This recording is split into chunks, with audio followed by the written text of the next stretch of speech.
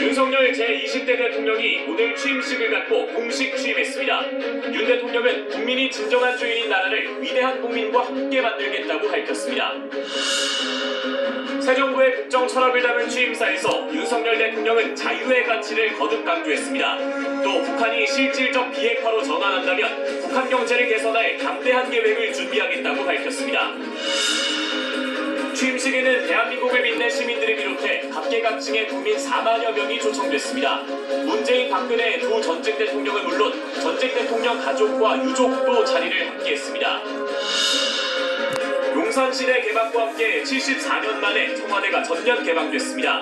오늘 하루에만 3만 명의 관람객이 다녀갔고 청와대를 통과해 북악산으로 가는 등산로 두 곳도 다시 열렸습니다. 5년 임기를 마친 문재인 전 대통령은 취임식에 참석한 뒤 사저가 있는 경남 양산으로 향했습니다. 문 전 대통령은 이제 완전히 해방됐다며 자유롭게 살겠다는 퇴임 소감을 밝혔습니다.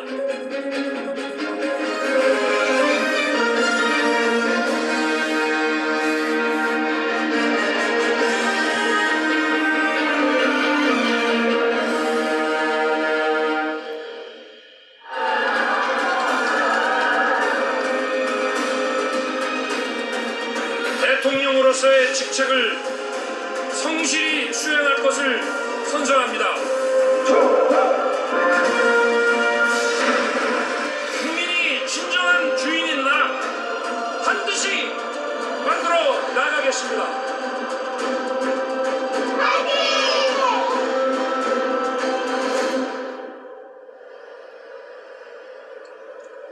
여러분 안녕하십니까?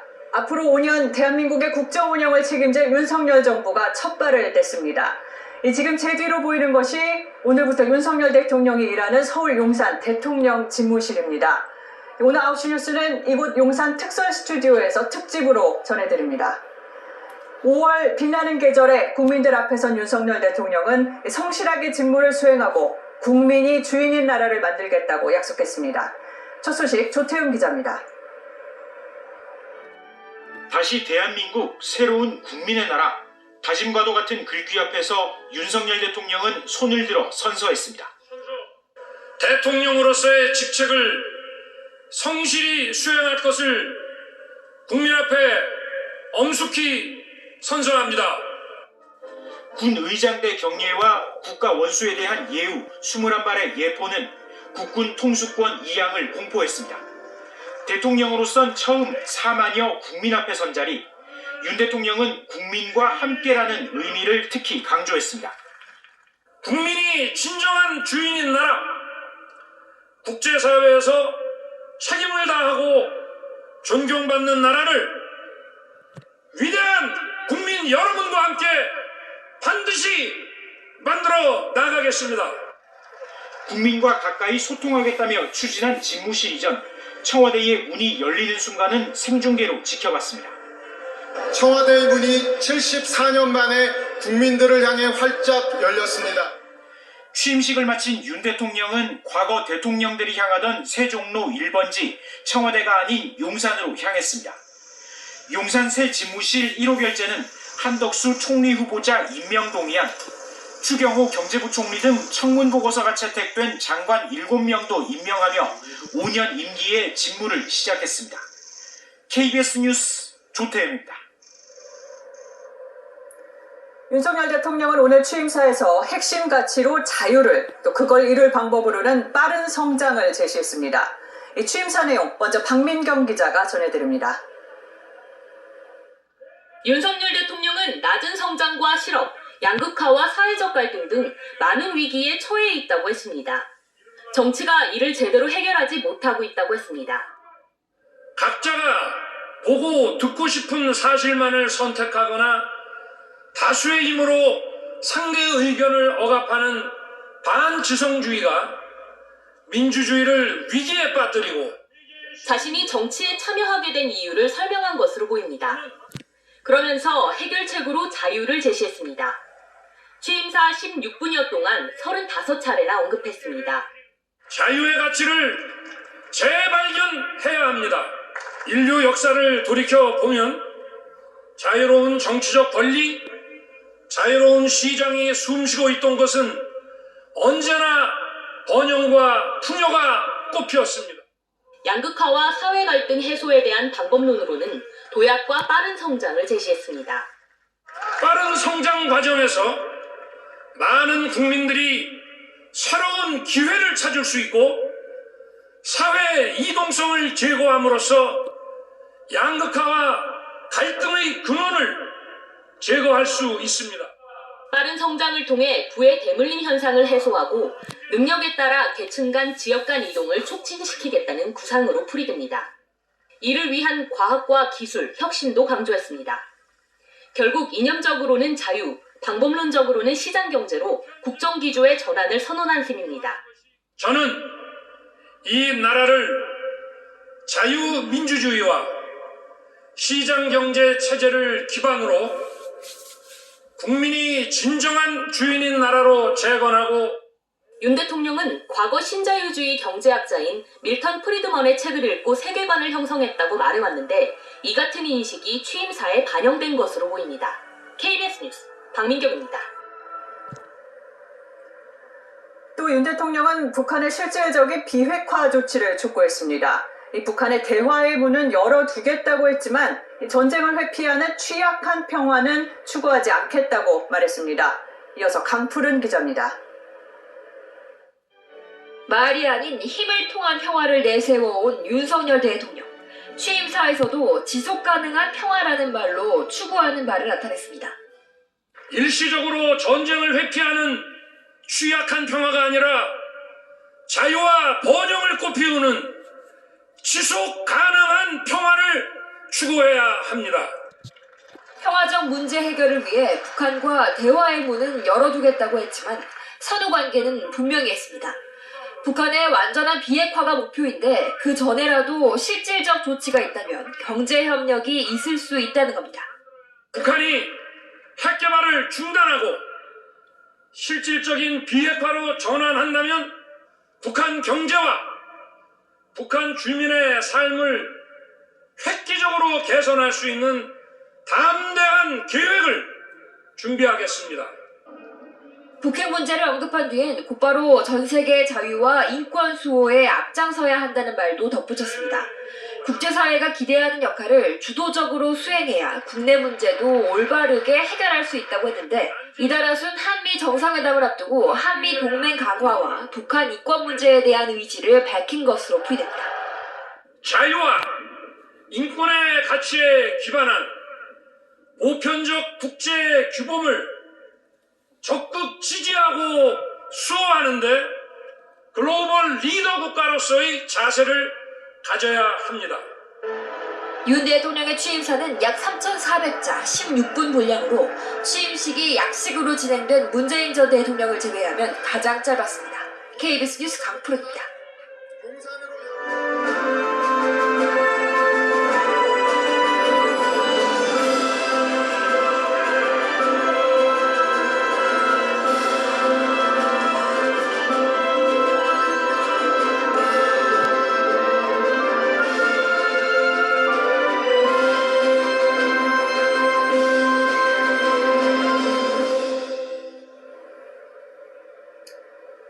네, 오늘 취임식에는 4만 명 넘게 참석했습니다. 유명 연예인의 화려한 축하 공연 같은 것 없이 각자의 자리에서 대한민국을 빛낸 다양한 시민들이 초대받았습니다. 이승재 기자입니다. 시민들과 인사를 나누며 단상까지 걸어간 윤석열 대통령. 국민 희망 대표 20명을 만나 단상에 올랐습니다. 모든 국민들을 대표해 20분을 이 자리에 모셨습니다. 드라마 오징어 게임에서 깐부 할아버지로 세계의 이름을 알린 배우 오영수 씨를 비롯해 교통사고로 왼팔을 잃었지만 장애를 극복하고 피트니스 선수로 재기한 김나윤 씨. 설악산의 마지막 지게꾼으로 소득 대부분을 소외계층에 기부해온 임기종 씨 등이었습니다. 자부심을 가지고 이제 천의 기대를 좋은 천의 부담이 오는 것 같이 느껴지는데 알고 보니까 좋지 않더라고요. 이어진 취임식 첫 순서인 국기에 대한 맹세낭독, 낭독문을 읽어내려 간 건 천안함 생존 병사인 전준영 예비역 해군 병장 등 국민의 안전을 지켜온 숨은 국민 영웅 4명이었습니다. 나는 자랑스러운 태극기 앞에 대통령 취임사에 이은 축하 공연에선 국민 통합을 상징하는 아리랑이 울려 퍼졌습니다. 합창단 연주는 발달장애인 오케스트라가 맡아 화합을 이뤘습니다.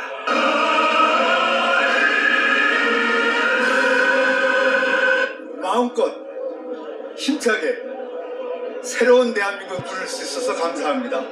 다양한 계층의 시민 4만여 명이 참여해 1시간 동안 만들어낸 취임식. 이곳은 대한민국 대통령 취임식 최초로 탈북 국군 포로 3명도 참석해 자리를 빛냈습니다. KBS 뉴스 이승재입니다. 문재인 대통령 내외도 오늘 새 대통령의 취임을 축하했습니다. 박근혜 전 대통령, 또 수감 중인 이명박 전 대통령의 가족도 취임식장을 찾았습니다. 이어서 성민수 기자입니다. 취임식 단상에 오른 윤석열 대통령. 가장 먼저 맨 앞줄에 앉은 문재인 전 대통령 부부를 찾아 인사를 나눴습니다. 이어 바로 뒷줄에 앉은 박근혜 전 대통령을 찾았습니다. 대구 사저를 찾아 면목 없다, 죄송했다며 취임식에 초청한 지 한 달 만입니다. 박 전 대통령 뒤에는 수감 중인 이명박 전 대통령을 대신해 김윤옥 여사와 아들 이시영 씨가 자리했습니다. 전직 대통령의 유족들도 취임식에 참석했습니다. 고 김대중 전 대통령의 차남 김홍업 전 의원, 고 김영삼 전 대통령의 차남 김현철 김영삼 민주센터 상임이사가 참석했습니다. 지난해 세상을 떠난 노태우 전 대통령의 자녀 노소영 관장과 노재현 변호사도 윤 대통령과 인사를 나눴습니다. 고 노무현 전 대통령의 부인 권양숙 여사는 건강상 이유로 참석하지 않았습니다. 행사가 끝난 뒤 문 전 대통령은 박 전 대통령에게 다가가 악수를 청했고 두 사람은 밝은 얼굴로 짧게 환담했습니다. 2015년 10월 당시 대통령과 야당인 새정치민주연합 대표로 만난 이후 6년 7개월 만에 공식 석상에서 다시 만난 겁니다. 취임식이 끝나고 윤 대통령은 문 전 대통령 부부와 함께 단상에서 내려왔고 차가 떠날 때까지 자리를 지키며 전임 대통령을 예우했습니다. 이어 김건희 여사와 함께 내려온 박 전 대통령과 환담하며 떠나는 길을 배웅했습니다. KBS 뉴스 성민수입니다. 윤석열 대통령은 취임식장에 걸어 들어가면서 시민들과 주먹 인사를 나누기도 했습니다. 부인 김건희 여사도 오늘 공식 일정에 함께했는데 윤 대통령 당선 뒤 처음 공개적으로 나선 자리라 관심을 많이 끌었습니다. 서재희 기자가 보도합니다. 윤석열 대통령 뒤로 한 걸음 물러서 있던 김건희 여사. 주민들의 환호에 연신 고개를 숙였습니다. 첫 공식 일정으로 현충원 참배를 마친 뒤엔 하늘색 넥타이에 맞춰 흰색 정장으로 갈아입었습니다. 국회 정문에서 내린 대통령 부부. 동서 화합을 상징한다는 뜻으로 대구 남자 어린이와 광주 여자 어린이가 대통령 부부를 맞았습니다. 어린이들과 눈높이를 맞춘 윤 대통령 내외는 단상까지 180m를 걸어가며 시민들과 일일이 주먹 인사를 나눴습니다. 처음엔 멀찍이 떨어져 걸어가던 김 여사. 남편의 손짓에 시민들에게 다가섰습니다. 역대 취임식보다 한층 낮아진 단상에 올라서 가장 먼저 문재인 전 대통령과 김정숙 여사에게 다가가 허리 숙여 인사했고 취임사가 끝난 뒤엔 내외가 흩어져 내빈을 환송했습니다. 이제 용산 주민이 될 대통령 부부가 가장 먼저 어르신들을 만났습니다. 주민들과 밀착해 반가움을 나누는가 하면 아이들하고 좀 사진 한번 찍을까? 손하트로 마음을 표현하기도 했습니다. 대선 직후 소외계층이나 성장의 그늘에 계신 분들의 문제를 고민할 것이라고 밝혔던 김건희 여사는 당분간 조용한 소통 행보를 이어갈 것으로 전해졌습니다. KBS 뉴스 서재입니다.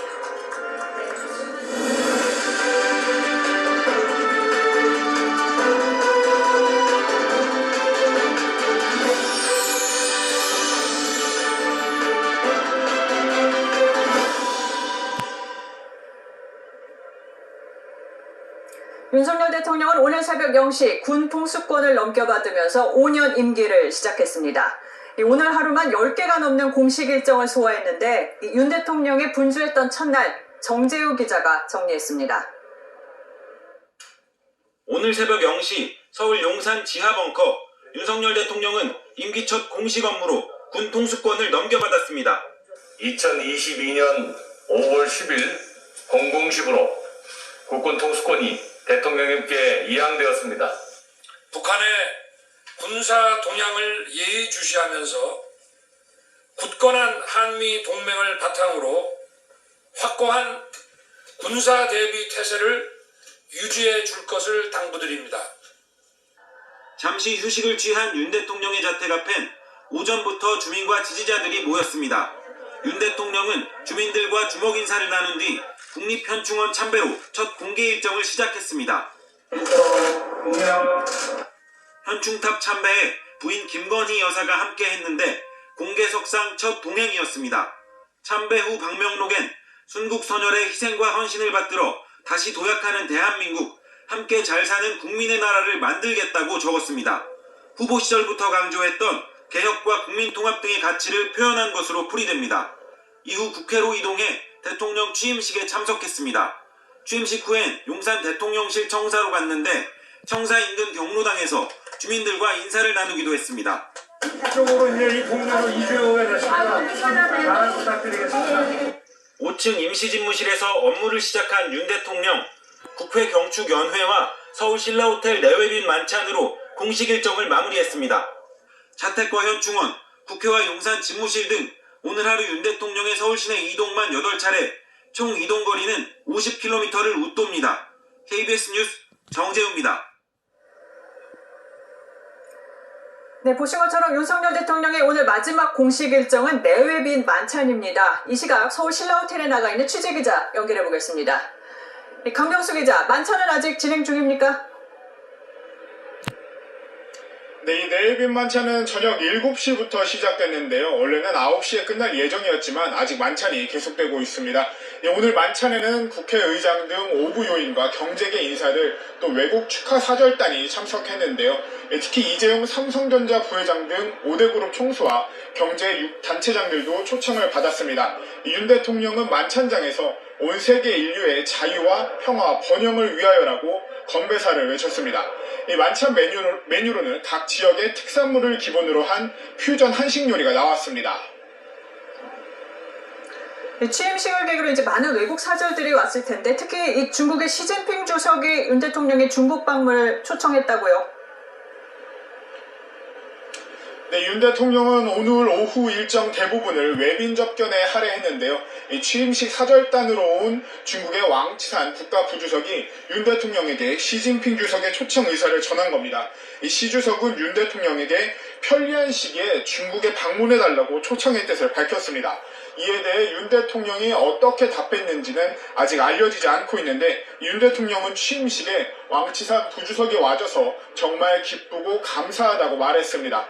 미국 사절단은 한미동맹을 더욱 발전시켜 나가자며 바이든 대통령의 친서를 전했고요. 윤 대통령은 70년 역사의 한미동맹은 동북아 평화와 번영의 핵심 축이었다고 화답했습니다.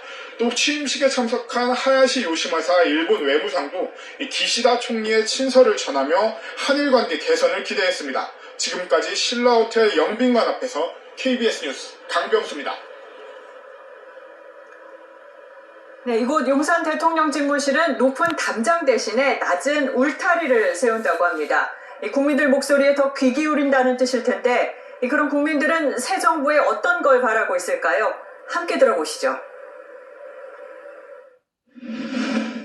우리 이제 젊은 세대들이 좀 공정하게 대우를 받으면서 행복하게 좀 살 수 있는 나라가 됐으면 정의로운 세상을 좀 열어주셨으면 하는 바람을 말씀드리고 싶습니다. 국민이랑 소통을 많이 하겠다고 하셔서 정부 그거까지 다 이전했잖아요.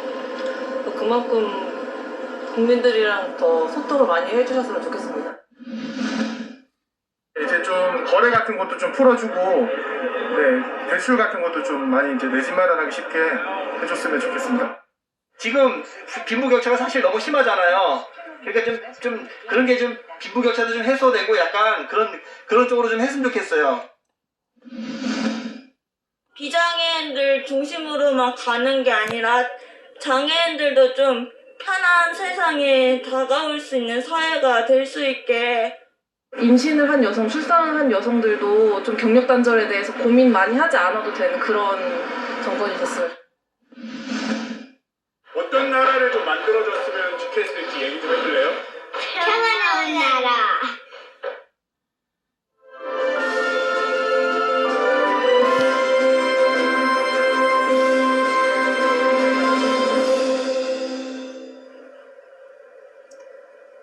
윤석열 대통령이 오늘부터 업무를 시작한 곳은 보조집무실이고 이 주집무실은 공사가 끝나려면 앞으로 한 달 정도 더 걸릴 걸로 보입니다.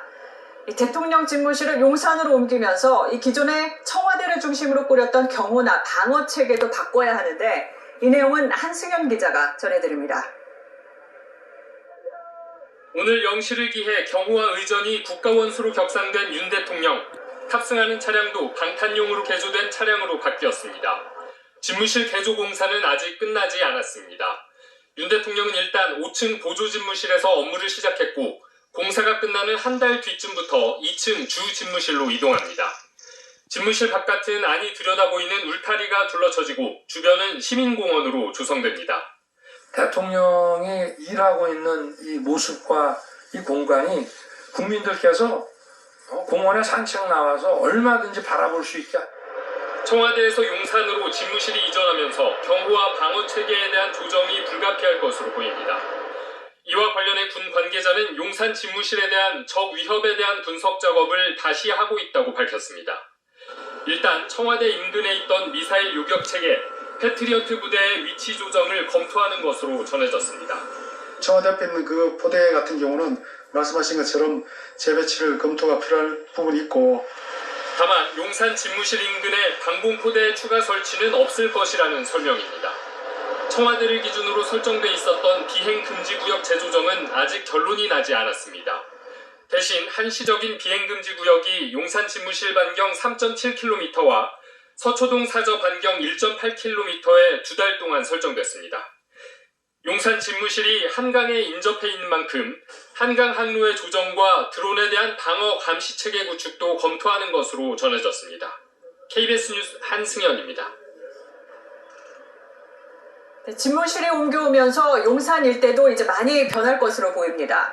지역 개발이 빨라지고 또 상권이 살아날 거라는 기대가 있는가 하면 집회가 늘고 교통도 불편해질 거라는 우려도 적지 않습니다. 용산 주민들의 엇갈린 목소리는 정혜주 기자가 들어봤습니다. 경찰이 신호를 통제하고 잠시 뒤 대통령 차량이 지나갑니다. 집무실이 옮겨온 용산은 이제 이런 일상을 받아들여야 합니다. 주민들에게는 이 변화가 어떻게 다가올까? 우선 상인들은 반기는 분위기입니다. 그래도 대통령이 사시는 동네니까 지방 사람들이 많이 오지 않을까 기대는 하고 있어. 대통령이 이 가게에 올 거라고 기대하시는 게 있을까요? 아마도 오시지 않겠어요? 오시면 좋죠. 개발 호재로 받아들이는 분위기도 엿보입니다. 집주인들 분들께서 조금 매물을 다시 많이 걷어들였어요. 대통령이 용산에 이제 들어온다니까 기대이신지 때문에 아무래도 뭐 주위에 뭐 좀 개발도 더 빨라질 것이고. 인근 학교 학부모들은 치안에 대한 기대가 생겼습니다. 편의시설 이런 게 많이 확충되고 또 치안이 좀 더 강화돼서 안전해지지 않을까 싶은 마음에 기대가 큽니다. 하지만 주변으로 집회가 많아질 가능성, 주민들은 예의주시하고 있습니다.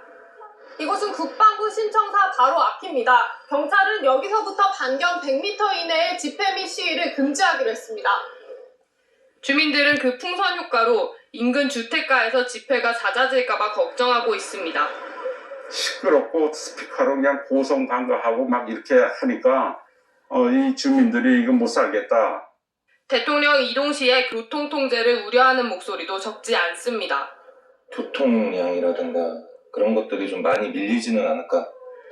기대와 우려가 교차하는 가운데 대통령의 약속처럼 용산 집무실이 소통의 거점이 될지 국민들은 지켜보고 있습니다. KBS 뉴스 정혜주입니다.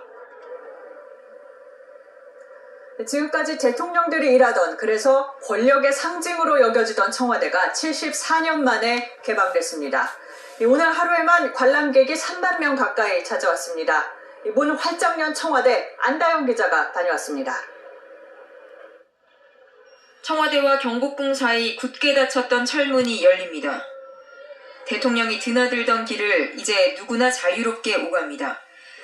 정부 수립 74년 만에 청와대 전역이 일반에 완전히 공개됐습니다.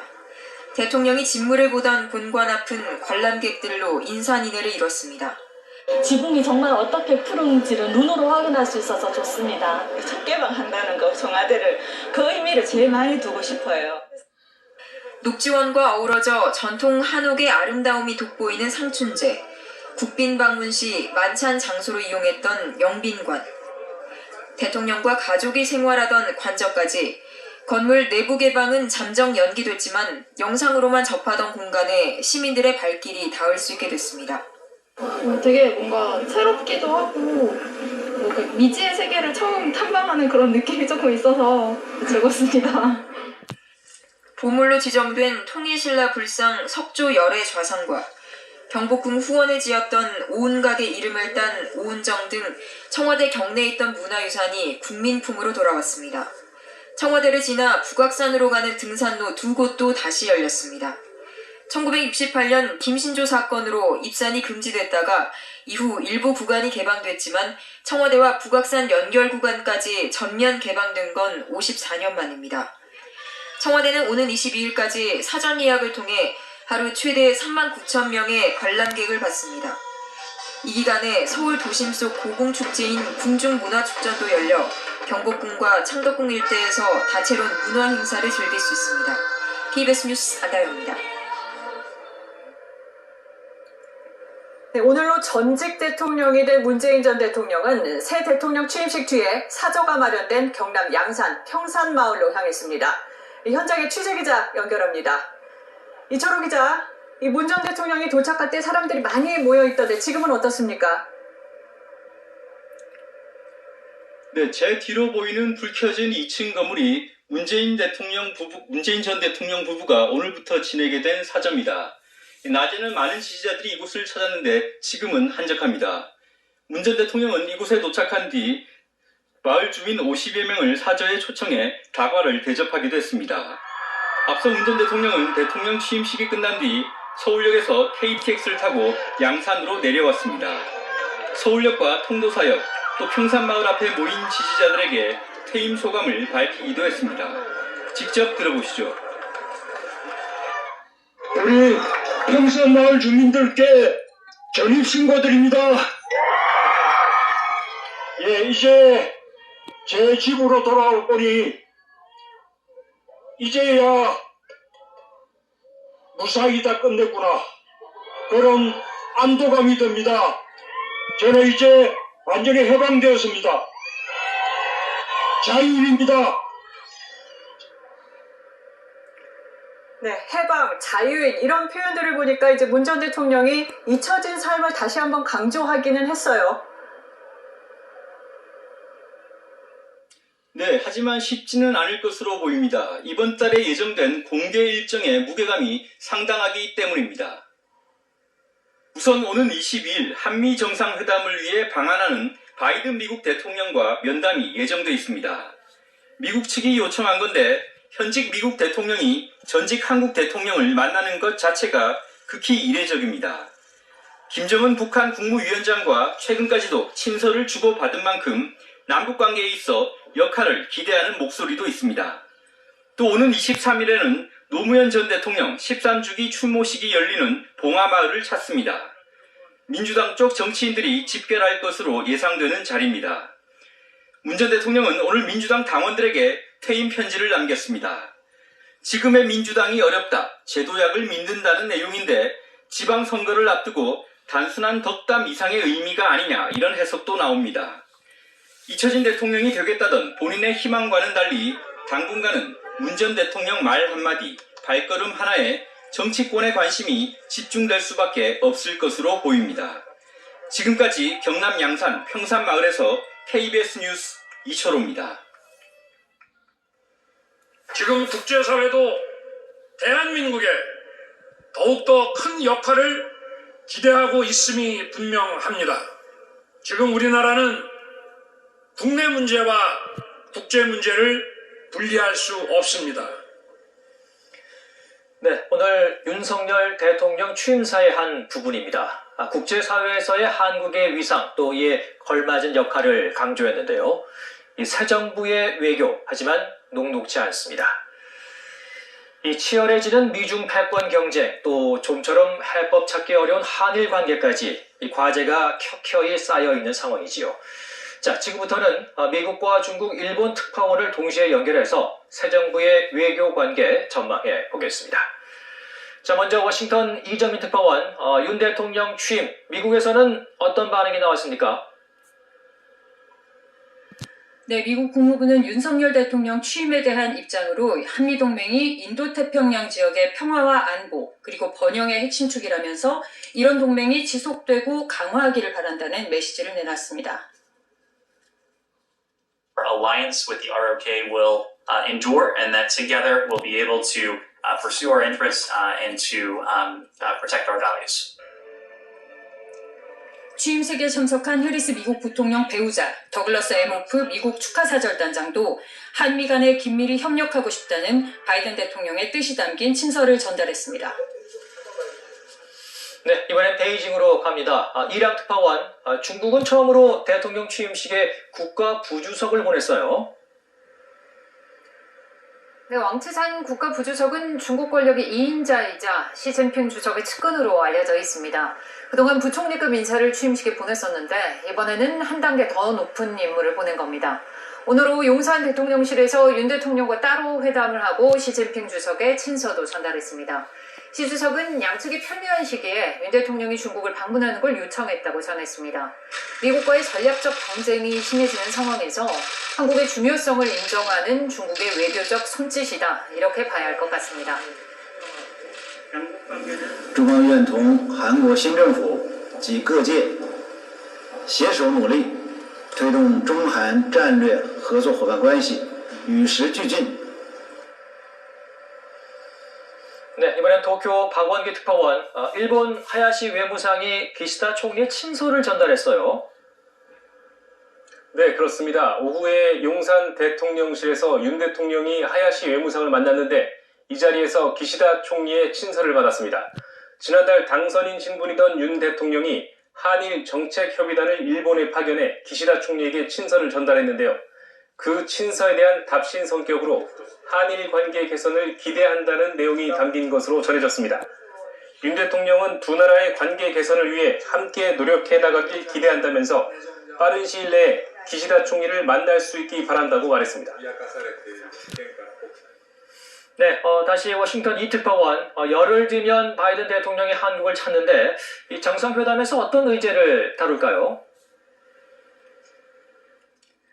네, 당장 열흘 뒤에 바이든 대통령 방안입니다. 정상회담의 최우선 의제는 역시 북한 핵 미사일에 대한 대응 방안입니다. 윤석열 정부는 한미 연합훈련 강화, 유사시 한반도에 대한 미국의 핵 대응 강화 등을 미국에 요구해왔고요.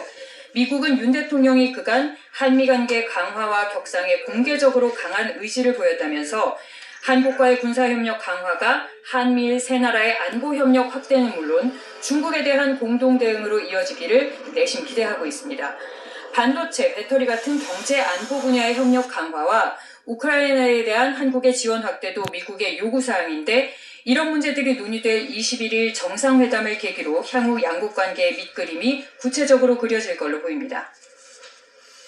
네, 이렇게 바이든 대통령의 방한이 예정돼 있고 또 일본 기시다 총리의 친서도 전달됐는데 자, 베이징 이 특파원, 중국으로서는 좀 신경 쓰이는 대목일 것 같아요.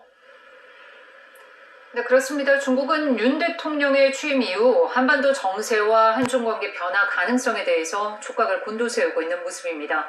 특히 인수위가 미국과 일본의 취임 전 정책 협의단을 보냈지만 중국에는 관련 사절단을 보내지 않았습니다. 수아오 중국 외교학원 전략평화연구소 주임은 중국 매체인 중국신문망에 윤석열 정부의 친미적 외교 정책이 전략적 선택이자 최대의 도전이 될 것이라고 분석했습니다. 중국 공산당 기관지 인민일보의 자매진 황구시보는 과거 한국 정부가 균형 잡힌 외교를 해왔다면서도 중국은 중대 이익과 관심사가 걸린 민감한 문제에 대해서는 어떤 변경이나 양보도 하지 않을 것이라고 강조했습니다. 미국 주도하의 외교, 안보, 경제적으로 중국을 압박하는 정책에 한국이 동참해서는 안 된다는 명확한 메시지를 던진 것으로 풀이됩니다. 자, 도쿄 박특파원 윤 대통령은 일본 기시다 총리를 만나고 싶다는 뜻도 밝혔는데요. 일본의 입장은 어떤가요? 네, 일본 정부 대변인 격인 마스노 관방장관은 한일 관계를 발전시켜 나갈 필요가 있다며 윤 대통령의 리더십에 기대를 걸고 있다고 밝혔습니다.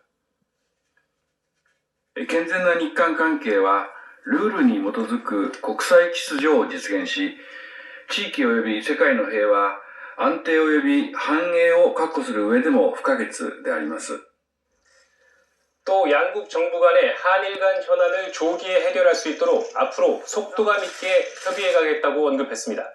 4년 만에 외무상 방한과 정상 간의 친서 교환으로 한일 정상이 언제 직접 만날 것인지도 관심인데요. 이와 관련해 일본 정부는 현재로선 정해진 게 없다고 답했습니다.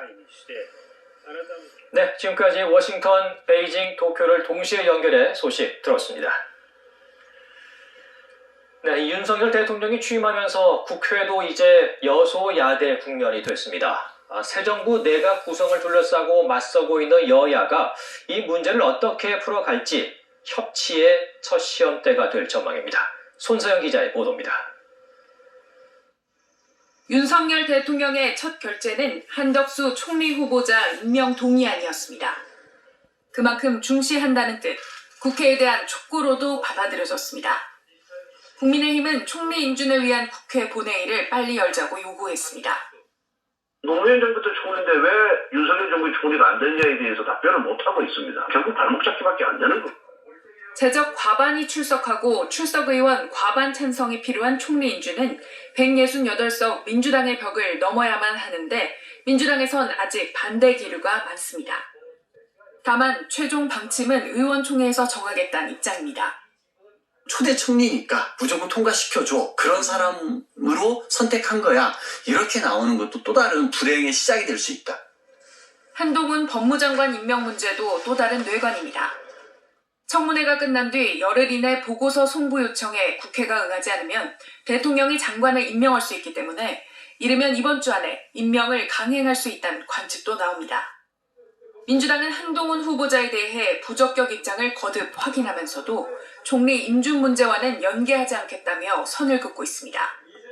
지방선거를 앞둔 상황에서 자칫 반대만 하는 거대 야당으로 비춰질 수 있다는 내부 우려가 읽힙니다.